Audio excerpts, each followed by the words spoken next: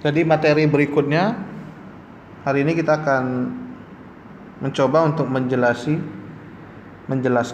gitu ya, atau memahami apa itu motivasi, prestasi dan kepuasan. Ya. Jadi motivasi itu hal yang menyebabkan, menyalurkan dan mendukung perilaku manusia selalu merupakan bahan yang penting dan membingungkan bagi para manajer ya. Jadi bagaimana kita mau menyalurkan atau mendukung perilaku seseorang ya dengan cara-cara motivasi. Ya, apa itu pengertian motivasi? Salah satu tantangan yang dihadapi oleh leader ya, dalam sebuah organisasi atau perusahaan adalah bagaimana seorang leader dapat menggerakkan atau memotivasi para bawahan atau staf-stafnya agar mau dan bersedia ya untuk mengeluarkan kemampuan terbaiknya untuk kepentingan perusahaan atau organisasi ya. Ini fungsinya si leader ya.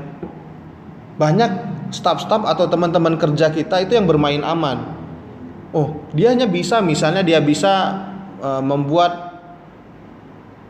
aplikasi Android, ya bisa ya.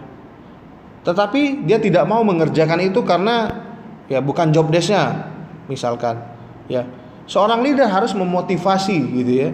Bagaimana dia menggerakkan bahwa oh kamu bisa kok kerjakan ini ya. Nanti kan ini ada kaitannya sama prestasinya gitu ya, ada kepuasannya. Nanti kalau kamu kerjakan itu bagus, nanti dilihat si A, si B, nanti karir kamu bagus. Ya, bagaimana seorang leader itu memotivasi ya rekan-rekannya tadi ya supaya untuk kerjanya optimal, kerjanya semangat gitu ya. Targetnya tercapai gitu ya. Ini yang dimotivasi seorang leader. Ya. Jadi secara taksonomi ya, motivasi berasal dari kata Latin movere, bergerak ya. Jadi untuk itu leader harus selalu dapat memelihara semangat, kesadaran dan kesungguhan. Makanya kalau kita yang kerja gitu ya di perusahaan, biasa setiap pagi itu kan kita lakukan namanya briefing ya. Bahkan ada dulu saya pernah kerja di salah satu perusahaan swasta, itu bahkan ada 2 kali briefing ya. Briefing di awal pagi saat pekerjaan akan kita mulai, terus briefing pada saat kita akan pulang sore. Di sana kan kita setiap pagi itu dikasih semangat, ayo semangat kerjanya kayak gini ya. Kalau kerja kitanya misalnya nggak semangat, sampai siang hari nggak semangat, nanti pas pada saat briefing sore nanti akan diberikan motivasi, diberikan semangat sama leadernya. Kamu kenapa, ada masalah apa, dipanggil, dikasih semangat, kamu harus fokus segala macam ya. Untuk apa? Untuk ya supaya kita kerjanya secara optimal, kerja kita semangat, kerja kita sesuai target ya, itu yang diharapkan ya. Dengan kata lain apa? Salah satu tantangan berat bagi sebuah organisasi atau perusahaan adalah bagaimana memotivasi dapat tumbuh dan terbina dengan baik. Ini yang sulit. Tiap pagi kita briefing, tiap sore kita briefing, kita kasih semangat, kita pilih kata-kata motivasi yang bagus. Tapi sulit untuk dicerna sama rekan-rekan kita. Ya, mungkin caranya berbeda. Mungkin dia tidak mau pada saat rame-rame briefing. Mungkin teman-teman rekan-rekan yang itu lebih enak kalau disemangati ngomongnya face to face, langsung berdua. Ya silakan berdua seperti itu cara motivasinya. Ya tidak harus di saat briefing kita memberikan motivasi. Mungkin kita deketin pada saat dia kerja, kelihatan lagi banyak pikiran, kita tanya, kamu kenapa? Kita sebagai leader harus proaktif. Kita harus tanya, kamu kenapa? Kita berikan solusi, kita berikan semangat, kita berikan motivasi. Ya, agar apa? Supaya kerjaannya ya terselesaikan dengan baik, ya. Jadi, ini ada beberapa definisi terkait motivasi. Ya. Ini Ensiklopedia Manajemen Ekonomi dan Bisnis tahun 93. Motivasi adalah proses pengembangan dan pengarahan perilaku atau kelompok menghasilkan output yang diharapkan sesuai dengan sasaran atau tujuan yang ingin dicapai. Ya, kenapa seseorang itu dimotivasi? Supaya kinerjanya optimal. Kenapa kinerjanya supaya optimal? Bagus. supaya targetnya tercapai. Karena apa? Karena organisasi, perusahaan itu punya tujuan, punya goal, punya goalnya. Goal inilah yang ingin kita capai secara bersama-sama. Kalau dalam satu tim, ya, ada yang tidak semangat kerjanya tidak optimal, kurang termotivasi, tidak termotivasi, ya maka satu tim ini akan menanggung bebannya. Ya. Makanya leader ini harus benar-benar ya bisa mengayomi rekan-rekannya, tidak marah-marah gitu. Kita harus berikan motivasi dengan sopan santun, tata bahasa yang bagus ya, tutur kata yang bagus, yang baik, yang sopan, sehingga yang kita beri motivasi juga langsung semangat gitu kan. Ya, jadi kalau teman-teman sering lihat motivator itu bagaimana dia membuat aura kita ini menggebu-gebu untuk saya ingin seperti itu. Ya. Ya. Cara penyampaiannya yang harus kita olah sebaik mungkin ya. Bagaimana kita menyampaikan kata-kata kita itu sehingga orang mau ikut atau mau termotivasi dengan kata-kata kita tadi. Ya. Menurut Syagian ya tahun 86 ya, motivasi adalah daya pendorong yang mengakibatkan seseorang anggota organisasi atau perusahaan mau dan rela mengerahkan kemampuannya. Ya. Dengan motivasi, ya, dia mau. Nah, dia mau nih, rela. Yang awalnya bukan job desk dia, terus kita kasih semangat, kita kasih motivasi dikerjakannya. Kenapa? Karena kemampuan seseorang itu tidak terbatas. Ya, dia bisa melakukan ini, tetapi karena bukan job desk-nya, dia tidak mau melakukan itu. Ya. Itu menurut Syagian, ya. Ini dimensi motivasi ya. Motivasi mengandung 3 komponen penting yang saling berkaitan erat. Ya, jadi ada 3 komponen penting ketika kita bicara mengenai motivasi. Yang pertama ada kebutuhan. Yang kedua ada dorongan, yang terakhir ada tujuan. Jadi ada 3 komponen yang saling berkaitan erat ketika kita berbicara tentang motivasi. Apa kebutuhannya? Bagaimana dorongannya? Ya, tujuannya apa? Ya, ini kebutuhan. Ya. Kebutuhan timbul dalam diri individu apabila si individu gitu merasa adanya kekurangan dalam dirinya. Nah, kalau kita sudah tahu tidak bisa, kita tidak belajar, ya kita tidak akan pernah bisa. Seorang leader harus tahu, oh dia nggak bisa, kita harus kasih tahu. Oh kamu semangat, kamu harus belajar, kamu pasti bisa kok. Gitu ya, kamu pasti bisa, tenang saja. Saya dulu juga seperti itu, nggak bisa, terus training, latihan segala macam, akhirnya apa? Saya bisa. Ya. Jadi kebutuhan timbul itu karena apa? Karena si individu merasa dirinya nggak bisa, dirinya kurang. Saya nggak mampu pak di posisi itu, nggak bisa. Kamu harus bisa, kamu mampu. Nah ini fungsinya seorang leader. Ya. Dorongan. Ya, untuk mengatasi ketidakseimbangan tersebut dalam diri individunya akan timbul dorongan berupa usaha pemenuhan kebutuhan secara terarah. Ya, maka dorongan biasanya berorientasi pada tindakan tertentu yang secara sadar dilakukan oleh individunya. Ya, sebenarnya ini dari motivasinya, intinya dorongan. Ya, kita kasih motivasi, kamu bisa segala macam. Sini, mana data kamu? Nanti besok saya daftarkan kamu ya ikut pelatihan Android misalnya. Saya ikut kamu saya daftarkan kan di pelatihan misalnya pembuatan website misalnya. Ya, seorang leader langsung bertindak. Ya, itu intinya dorongan. Oh, berarti leader saya ini memang yakin nih saya bisa. Sehingga orang yang individu yang dimotivasi juga akan yakin akan kemampuan terpendamnya.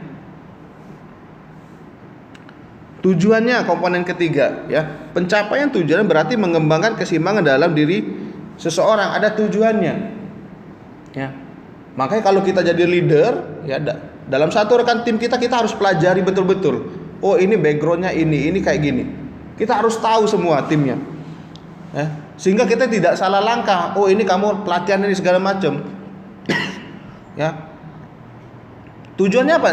Buat pengembangan diri dari individunya.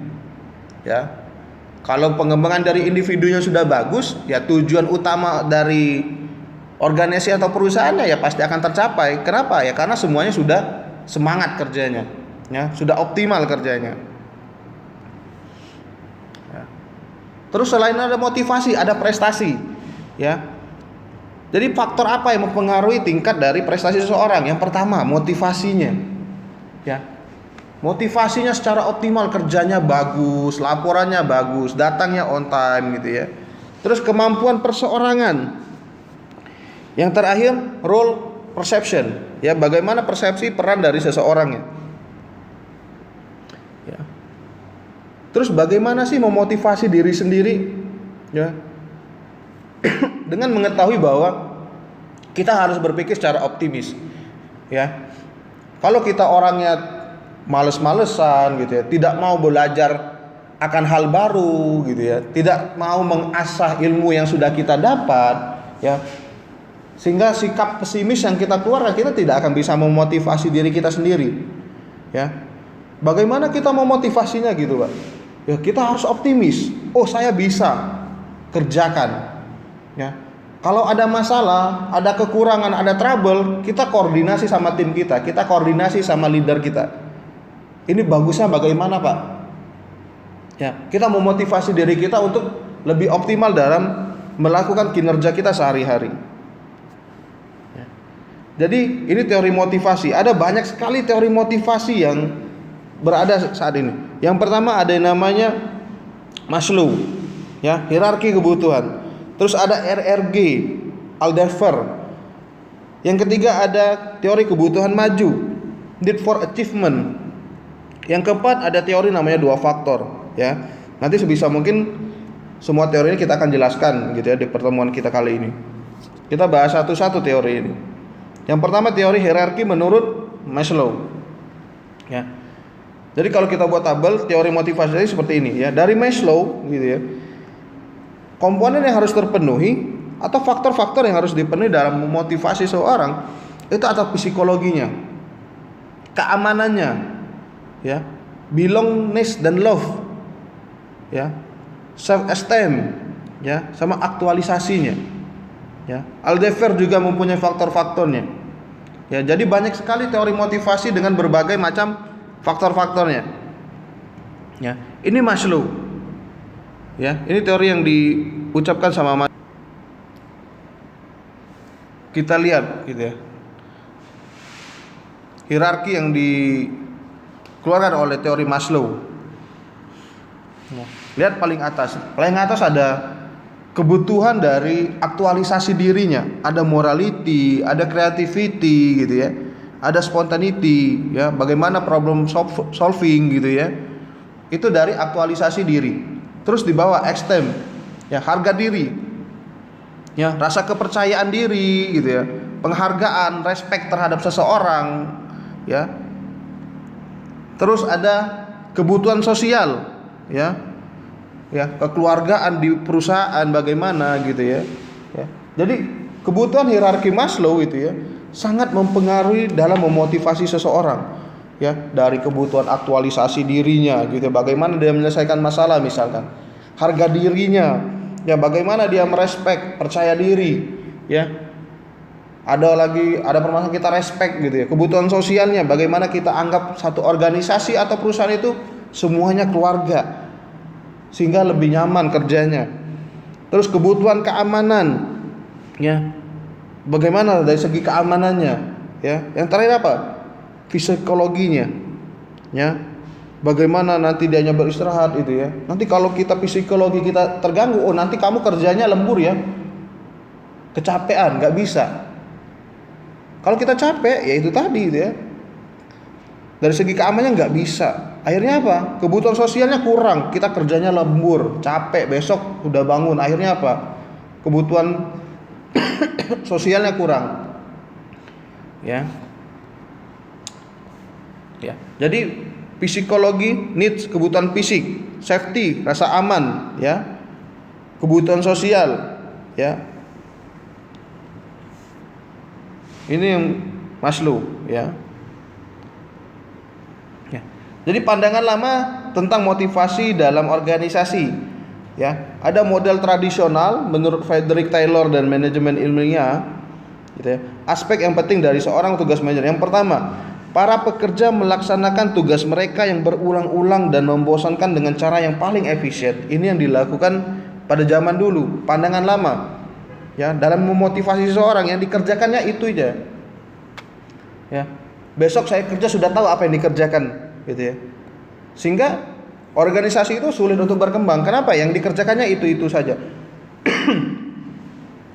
Yang kedua, menggunakan sistem insentif untuk memotivasi, ya. Disuruh lembur gitu. Yang dimainkan cuma insentif saja. Ya, itu zaman dulu. Ya. Yang ketiga, semakin banyak mereka berproduksi, semakin besar penghasilan mereka. Itu zaman dulu. Ya. Kamu mau gaji kamu besar, ya kerjanya lembur. Tidak ada motivasi, sudah tertanam bahwa mau gajinya besar lembur gitu ya. Mau lembur, mau dapat insentif berarti tercapai target. Tidak ada motivasinya, gitu ya. Itu pandangan lamanya menurut Frederick Taylor. Terus menurut model hubungan manusianya, Elton, yang berpendapat bahwa pekerja diharapkan untuk menerima wewenang manajemen karena supervisor melakukan mereka dengan tenggang rasa dan memperhatikan kebutuhan mereka. Yang kedua, keinginan manajer tetap sama, mengharapkan pekerja menerima situasi yang dibangun manajer. Ini pandangan-pandangan lama. Apa yang sudah ditentukan sama leadernya itu yang harus diikuti sama para pekerja, sama rekan timnya, sama staf-stafnya. Ya. Ini menurut McGregor dan Maslow gitu ya. Model namanya model SDM.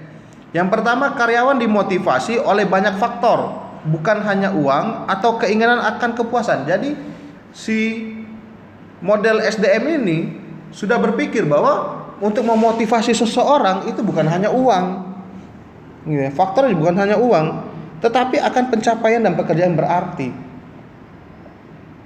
Insentif misalnya 3 bulan sekali. Uang yang didapat 1 bulan sekali lembur. Tapi orang akan lebih senang ketika orang sudah, oh kamu lembur ya 1 jam hari ini, ayo kita makan nanti bareng-bareng. Oh selamat ya, kerjaan kamu bagus, terima kasih ya atas bantuannya hari ini. Ya. Kan kata-kata yang seperti itu pun itu sudah memotivasi seseorang. Oh bahwa pekerjaan saya, apa yang saya lakukan hari ini sampai malam itu dihargai sama leader kita. Sehingga seseorang akan lebih senang gitu, akan lebih, batinnya akan lebih bahagia, lebih nyaman gitu kan, dibanding dapat omelan, kok harus nunggu 1 bulan uangnya ya. Jadi bukan hanya uang saja untuk bicara dari motivasinya. Yang kedua, leader harus memberikan tanggung jawab untuk mencapai sasaran organisasi. Ya, jadi memang leader harus bertanggung jawab terhadap ya apapun yang dicapai dalam timnya gitu ya. Ini pandangan teoritis mengenai motivasi yang dapat mempengaruhi prestasi kerja. Ya. Menurut konten teori ya, menekankan pada pengertian tentang faktor-faktor di dalam individu yang menyebabkan bertindak dengan cara tertentu. Ya, jadi bagaimana kita memotivasi seorang itu sudah ada cara-cara tertentunya. Ya. Kalau menurut Mason McGregor yang memusatkan pada apa dari motivasinya, apa yang kita motivasi? Apa yang kita motivasi? Segi apanya? Dari segi kedisiplinan, dari segi kerapian, ya, dari segi apa? Pelaporan segala macam. Ya. Sehingga kita bisa tahu nih apa yang mau kita motivasi. Kan tidak semua itu kita motivasi itu keseluruhan, enggak. Kita tinggal lihat aja kekurangannya apa, yang itu yang kita fokuskan motivasi. Apa yang dari motivasinya? Ya.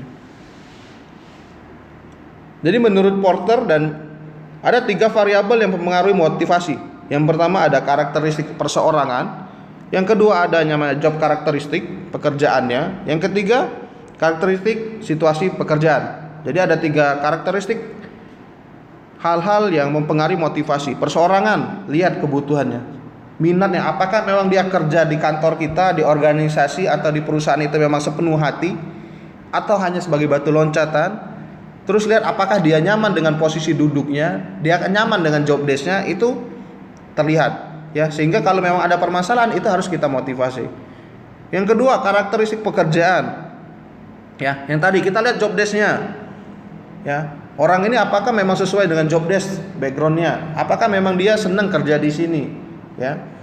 Terus situasinya, ya kita lihat lingkungan kerjanya, apakah kenyamanan sifatnya kekeluargaan gitu ya. Ini faktor-faktor juga gitu ya. Jadi menurut Maslow, jenjang kebutuhan manusia yang berupa yang pertama psikologi, yang tadi ya, security, rasa aman, kebutuhan sosial, penghargaan, ya harga diri ya. Harga diri itu bisa penghargaan, respect, ucapan terima kasih, uang itu penghargaan, karir itu ya penghargaan. Terus aktualisasi diri tadi gitu ya. Menurut John W. gitu ya, perjuangan seseorang untuk mencapai tujuan tertentu bisa disebabkan beberapa faktor. Yang pertama, motifnya. Ya, dasarnya apa sih? Saya harus terlibat dan mencapai tujuan itu, dasarnya apa? Yang kedua, harapan keberhasilannya. Seberapa besar saya bisa melakukan pekerjaan itu sehingga tujuan nanti bisa tercapai. Terus apa insentifnya? Untungnya buat saya apa ketika tujuan itu sudah saya sampaikan, gitu ya. Jadi menurut John W. itu sudah ada beberapa tujuan seseorang untuk mencapai tujuan itu disebabkan oleh apa? Ada 3 faktor ini. Ya. Jadi karakteristik seseorang dalam mencapai hasil terhadap kebutuhan, yang pertama, mereka menyukai, ya, menyukai tanggung jawab, menyukai pekerjaan, menyukai tempatnya segala macam. Ya, sehingga dengan keadaan seperti itu, ketika ada ya aktualisasi diri ya, bagaimana dia memecahkan sebuah masalah, problem solving, itu bisa sangat mudah sekali. Ya. Yang kedua poinnya, mereka cenderung menetapkan tujuan yang cukup sukar dan berani mengambil resiko. Yang ketiga, yang terakhir, mereka mementingkan umpan balik yang konkret terhadap seberapa baik mereka berprestasi. Ya, jadi inilah karakteristik seseorang dalam mencapai hasil dengan terhadap kebutuhan. Ya, bagaimana dia memecahkan masalah, bagaimana dia berani mengambil resiko, gitu ya. Bagaimana dia mementingkan umpan balik bahwa nanti kalau kerjanya bagus, karir kamu naik kok. Kan itu gitu kan. Ya, kan kita kerjanya kayak gitu. Ya, kita kerja ada tanggung jawabnya. Pasti ada permasalahan. Nah, permasalahan itu harus selesai di kita. Kemudian ketika kita ingin mengambil keputusan, kita harus tahu resikonya apa. Kalau hasil yang dicapainya baik, apa umpan baliknya? Karir kalian bagus. Ya, kalau karirnya bagus ya semuanya akan bagus, prestasinya akan bagus gitu kan. Bahkan nama kalian pun akan bagus.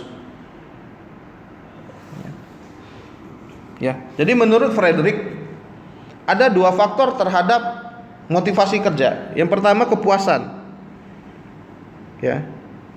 Yang kedua ketidakpuasan. Kepuasan apa? Mencakup pencapaian hasil, pengakuan. Nah, pengakuan gitu ya. Kan pengakuan itu ucapan terima kasih gitu ya. Dikasih, oh terima kasih, salaman, nanti kamu kerja, kasih ucapan-ucapan motivasi, itu sudah merupakan kepuasan terhadap rekan timnya. Yang ketidakpuasan apa? Kondisi pekerjaannya. Datangnya jam 7, pulangnya jam 9 malam. Gitu ya. Terus gajinya kecil. Terus kebijakan perusahaan sudah tahu lembur, nggak dapat uang lembur. Gitu. Ya, jadi bagaimana orang termotivasi kalau orang sudah tidak merasa tidak puas? Nanti kamu nggak usah deh kerja di perusahaan itu. Kenapa?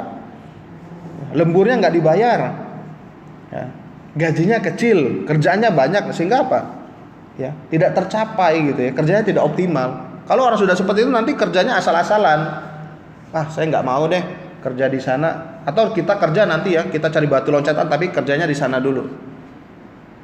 Ini yang sering terjadi, ya.